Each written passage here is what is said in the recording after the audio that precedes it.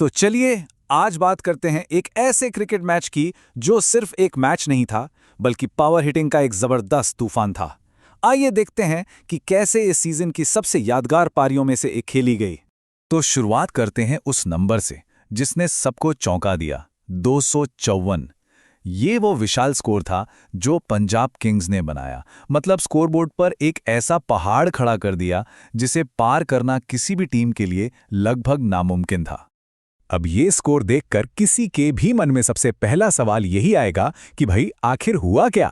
सिर्फ 20 ओवर में इतना बड़ा स्कोर बना कैसे? क्या पिच में कुछ खास था या गेंदबाजी में कोई कमी थी? चलिए इस पूरी पारी की कहानी को समझते हैं। इस पारी की कहानी की शुरुआत असल में एक बड़े झटके के साथ हुई थी, लेकिन उसके बाद मैदान पर एक ऐसी पार्टनरशिप बनी जिसने ना सिर्फ पारी को संभाला बल्कि आने वाले रनों के तूफान की नींव भी रखी। शुरुआत अच्छी क्या बहुत ही खराब रही। सोचिए, पारी की सिर्फ तीसरी गेंद, स्कोरबोर्ड पर एक भी रन नहीं था और पंजाब ने अपना पहला विकेट खो दिया। मोहम्मद शमी की एक बेहतरीन गेंद थी और बल्लेबाज कुछ कर नहीं पाए। उस वक्त तो लगा कि बस पंजाब की टीम अब दबाव में आ जाएगी। लेकिन उस शुरुआती झटके के बाद क्रीज पर आए दो नए हीरो, प्रियांश आर्या और कूपर कॉनोली। एक तरफ थे आर्या, जिन्होंने आते ही अटैक करना शुरू कर दिया, और दूसरी तरफ थे कॉनोली, जिन्होंने पहले थोड़ा संभल कर खेला और फिर ऐसा गियर बदला कि सब देखते रह गए। और देखिए, उन्होंने सिर्फ विकेट नहीं बचाए बल्कि खुलकर काउंटर अटैक किया। उनके इस आक्रामक खेल ने गेंदबाजों पर इतना दबाव बना दिया कि लखनऊ के कप्तान को बहुत जल्दी एक स्ट्रेटेजिक टाइम आउट लेना पड़ गया। उनकी सारी प्लानिंग धरी की धरी रह गई थी। इस हमले की कमान संभाली प्रियांश आर्या ने। सिर्फ 25 गेंदों में अपनी 50 पूरी कर ली उन्होंने। एक शानदार फ्लिक के साथ ही मुकाम हासिल किया और उनके इरादे साफ थे कि आज रुकने का कोई मूड नहीं है। और फिर बारी आई कूपर कॉनोली की। उन्होंने भी अपनी 50 पूरी की, लेकिन जिस तरह से उन्होंने रफ्तार पकड़ी वो कमाल था। जरा सोचिए, आखिरी के 35 रन सिर्फ 13 गेंदों में। मतलब किसी भी बॉलिंग अटैक की धज्जियां उड़ाने के लिए ये काफी था। तो नींव तो सेट हो चुकी थी, लेकिन इसके बाद जो हुआ उसे तबाही कहना भी शायद कम होगा। यहीं से मैच पूरी तरह पंजाब की मुट्ठी में आ गया। उस वक्त कमेंट्री में जो बात कही गई वो इस सिचुएशन पर बिल्कुल फिट बैठती है। कहा गया कि ये गेंदबाजों को वैसे ही पीट रहे हैं जैसे हल्क ने अवेंजर्स में लोकी को पीटा था, और सच में हर गेंद पर सिर्फ प्रहार हो रहा था। और इस मारधाड़ का पीक आया 12वें ओवर में।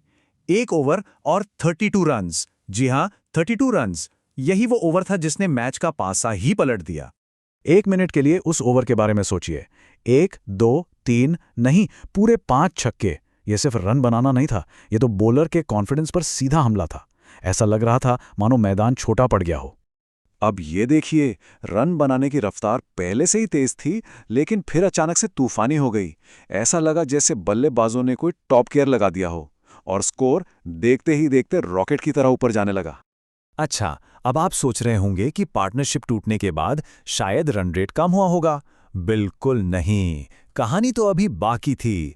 रनों की बारिश रुकी नहीं और पंजाब ने दिखाया कि उनकी बैटिंग लाइनअप में कितनी गहराई है।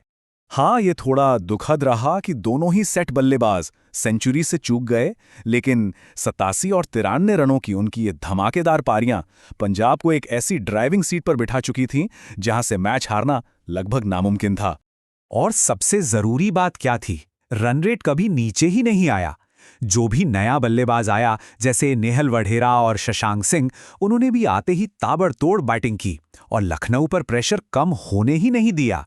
जरा इन फिनिशर्स का स्ट्राइक रेट तो देखिए, ये कमाल का है। इन्होंने पक्का कर लिया था कि मोमेंटम 1 सेकंड के लिए भी न टूटे और स्कोर 250 के पार चला जाए। और शशांक सिंह के उस छक्के पर कमेंटेटर की आवाज आज भी कानों में गूंजती है। स्टैंड्स में धुआंधार शॉट।